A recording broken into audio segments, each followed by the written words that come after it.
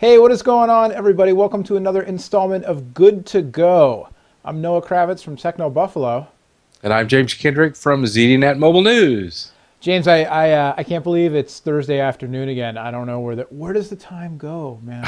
Man, it's busy as usual because I didn't realize today was Thursday. Right, This exactly. morning, I really did. And I was like, whoa, where did the week go? I was I have stuff I'm supposed to do. I This can't know. happen to me. No, I know. I sat down thinking, I'll crank out these two articles before we do our thing, and the next thing I know, I'm halfway through one of them, and it's time for us to get on the air. But it's always a welcome. Oh, I think of it as a break in the day. I get to get out of my own head and get into yours for a minute. So Oh, that's scary, but it's fun. It's fun.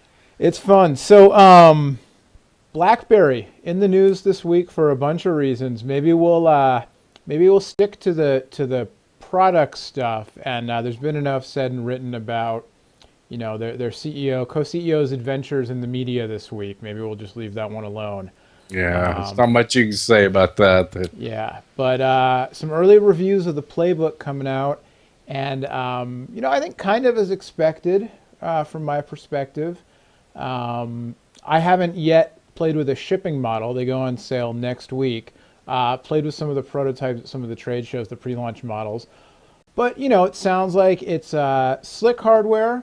The new QNX user interface has some good points, some bad points, some bugs, lots of software updates apparently being rolled out even in the review period. But for a lot of people, the sticking point is the sticking point from the beginning, the whole BlackBerry bridge thing. If you want to get email, it's ironic. If you want to get email on your BlackBerry tablet, you have to have another piece of hardware within range tethered to it. I don't know. Now that the product is about to hit the stores, you have any thoughts on the playbook, what it means for RIM, et cetera, et cetera? Well, I mean, I don't know to tell you the truth what it means for them, and I'm not sure they do either.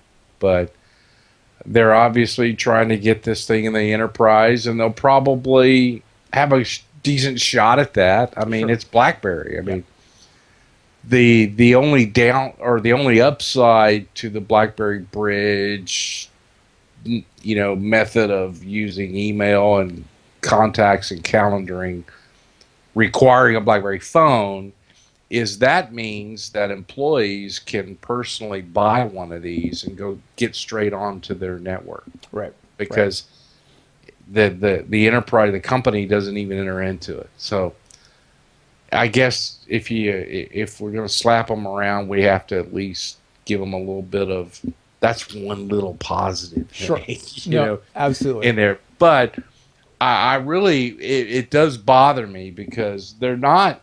Um, I don't believe their intention was to roll out without those three key apps: email, contacts, and calendaring.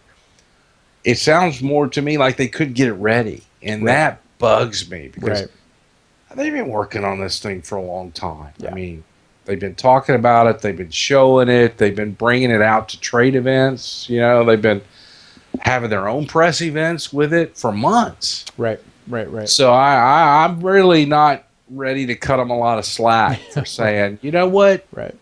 Okay, it's almost ready. And that really bugged me. Like all the reviews today, you probably noticed this too. I mean, every single reviewer to a person said, the power button on this thing is too small. Right. It's Yeah. recessed. It's unusable. Yeah. Now, to me, that is incredibly disturbing. How do you not catch that? Right. Right. And and But it let's assume happens so they caught. much. Let's assume they caught it. How do you not fix that? Yeah. Till everybody slaps you around and tells you this It is working. That bugs me a yeah, lot. that kind of thing. Yeah. Yeah. No, I agree. And yet it happens. What about the whole? I did also read, interestingly enough, that a couple people said it's the best mobile device in terms of handling Flash Yeah. that they've seen, which is interesting. Which a lot of them compared it to Android. What do you make of the whole? Android apps are going to run on it, and I mean, is that something they were able to throw in? Is that foretelling a future? Is it? Well, they haven't thrown it in yet. No. I mean, you Well, can no. always say anything you want. I'm not sure what that's going to really buy them. Yeah, they'll probably love for it to have the ability to run apps just simply because they can say it can't, and then you can go grab apps. But they're never. I don't see them ever getting access to the Android market. So I'm not sure what that Right. means. Right. Right. And then they've already said that their emulator, and they're doing it with an Android emulator, and they've said the emulator will not run Honeycomb, which is the version of Android designed for tablet tablets, apps. Yeah. So I'm thinking personally that's kind of just to throw it out there and try to make some points off of it. But I'm not sure how that's going to really play out for anybody. Hey, I'm going to get off topic for a second because you talking about Android and the marketplace made me think of it. You saw the new Kindle or the subsidized Kindle with the desktop ads, screensaver ads this week. We talked about Amazon, a few weeks back, and That's true. it seems like a little baby step towards the. I think it's coming, but maybe we'll see I think it's actually a good thing personally. But yeah. if that happens, but if it's interesting if carriers can subsidize the cost of your smartphone by you signing on for 2 years, why not Amazon? Why not Walmart or the gas station or whoever subsidizing you? The gas station doesn't make much sense. I looked out the window, saw the gas station. I was like, oh yeah, the gas station can subsidize my tablet. Nah, it makes no sense at all. They don't subsidize anything. They don't even subsidize their own gas. No. But I wonder if we could move into a little bit of and if it lasts or not, I don't know, a little bit of an age of ad subsidized hardware, that kind of thing. I hope not. With retailers pushing stuff out. I don't want to see ads. I'd rather pay a little extra and keep them off of there myself. What was the internet? I mean, there are more than one internet services in the days of dial-up that you had you could pay for it or you could get the cheaper or the free plan, but there were just ads all over your screen. And yeah, there's still services that do that today. I mean, a lot of the big online download places right. that too. Yeah, have fast downloads or have ads. Right. Back to the playbook. Next week, you think we'll see I don't know, sales numbers, that kind of thing, consumer interest, or you think it's just they're not going to give us any numbers. They're gonna throw it out there, and I just don't see them giving a bunch of numbers because it's a no-win situation for them, because there's no way that any of these tablet makers can match what Apple did, with the iPad and then the iPad 2. I mean, Apple's done it twice now. Yeah. And there's no way they can match, and that's the sole purpose of throwing numbers out there, so that people can say, compared to Apple, look what it did versus the iPad. And they're all going to lose that. So why even give the numbers out? I don't see. You think we'll see lines around the block at Office Depot, or people? I get that. That's a snarky question. I'm going to retract that one from the record. But you think we'll see people? I mean, you think 2-3 weeks from now, wherever it is, I don't know down by you, but with me, it's the BART train going from the East Bay into San Francisco and around the area.